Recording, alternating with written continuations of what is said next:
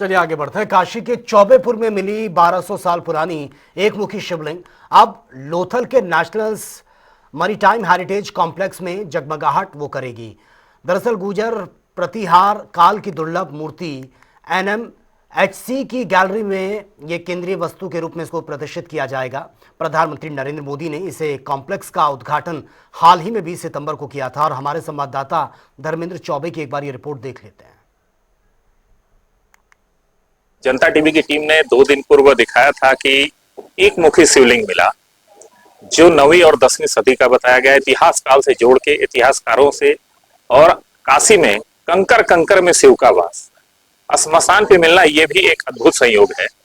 आज उस शिवलिंग को लेने के लिए हमारे बीच दिल्ली के पुरातत्वविद डायरेक्टर बसंत सिंधे सर हैं और इनसे हम जानते हैं कि आखिर ये कैसे स्पष्ट हो पाया कि क्या इस शिवलिंग की 1200 साल पुरानी 9वीं 10वीं कथाएं क्या वर्णित करती हैं और क्या दर्शाती हैं इतिहास से, या जो शास्त्र हमारे कहते हैं, उसके साथ साथ जो हमारी आर्कियोलॉजिकल डिपार्टमेंट की खोज है।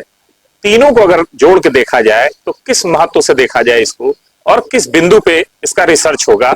और आज यह शिवलिंग एकमुखी वाराणसी से लोथल के लिए रवाना होगी।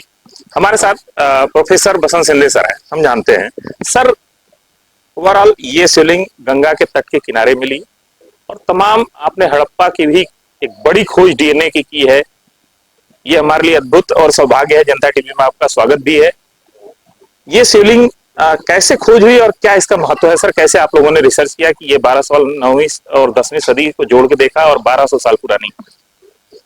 देखिए, ये शिव जी की जो मूर्ति है ना, उसकी शुरुआत लगभग सिंधु संस्कृति में मिलती है।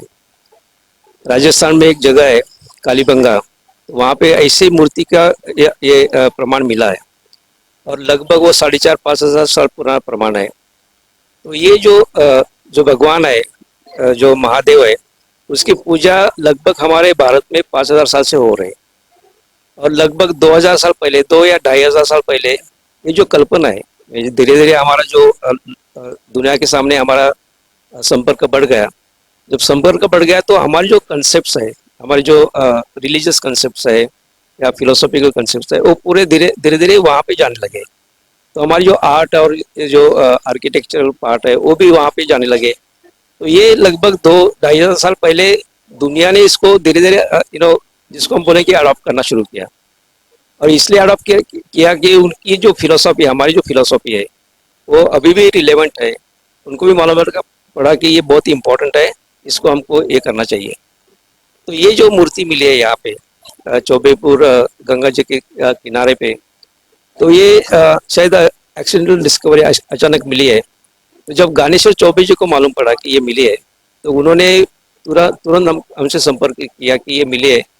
तो हमने तुरंत बोला कि ये हमको म्यूजियम में रखना चाहिए इसको, ताकि पूरी दुनिया इसको देख सके। हमारे साथ आईएमसी के director professor Rakesh Upadhyay sir हैं।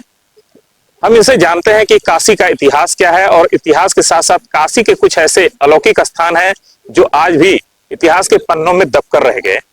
वाल्मीकि कुंड से मार्कंडे महादेव के ऋषि तक 9 ऋषियों की तपोभूमि कही जाती है और इसमें तमाम ऋषियों ने तप की और ऊर्जाएं अर्जित कर इस क्षेत्र के लिए, इस धरा पे बहुत कुछ ऐसे अवशेष छोड़ के गए हैं, जिस क्रम में एक मुखी शिवलिंग का मिलना पूरे भारत में एक अद्भुत संयोग, या इतिहास से जोड़ के देखा जाए तमाम ऐसी चीजें अब चर्चाओं का विषय बन गया है। सर, इतिहास से जोड़ के अगर इस शिवलिंग को देखा जाए और इस क्षेत्र में ही मिलना काशी के, क्या दर्शाता है?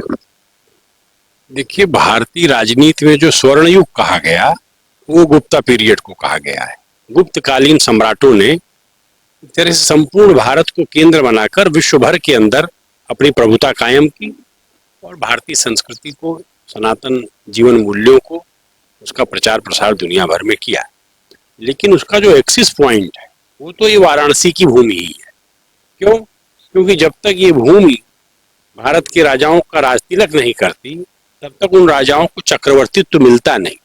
जितने यज्ञ हैं, महायज्ञ हैं, उनकी पूर्णाहुति काशी के घाटों पर होती है और इसलिए काशी में हर राजा की, अधिराज की, महाराज की इच्छा रहती थी कि वो आए, घाट बनाएं, मंदिर बनाएं, भगवान शिव की स्थापना करें, उनकी आराधना करें, उनका जलाभिषेक करें।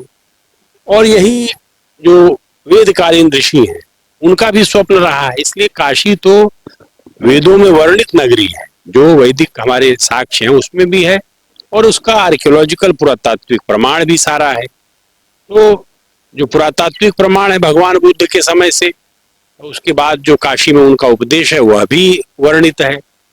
लेकिन भगवान शिव की जो शैवागम है, शैव नगरी है, भगवान शिव से ही जो परंपरा प्रारंभ होती है, तो उसके लिए भी काशी ही एक प्रस्थान बिंदु है, जहां से शैवागम का भी पूरे विश्व में प्रचार प्रसार होता है। इस दृष्टिकोण से ये जो सारा क्षेत्र है जहां हम बैठे हुए हैं, विशेष रूप से इस मार्कंडे महादेव के पास मौनी बाबा का जो आश्रम है गौरांव परवार और सुंगुलपुर ग्राम में, ये ग्राम क्षेत्र भी जहां गंगा पश्चिम वाहिनी हो रही है, तो ये एक नेचुरल एक प्राकृतिक दृश्य है, घटना है, जिसमें गंगा अपने पूरे मार्ग में कहीं पर अपने उद्गम की ओर मुख नहीं करती है, लेकिन यहाँ वो अपने उद्गम की ओर मुड़ जाती हैं और फिर एक तरह से मौनी बाबा के आश्रम से फिर वो रास्ता लेकर आगे निकल जाती है।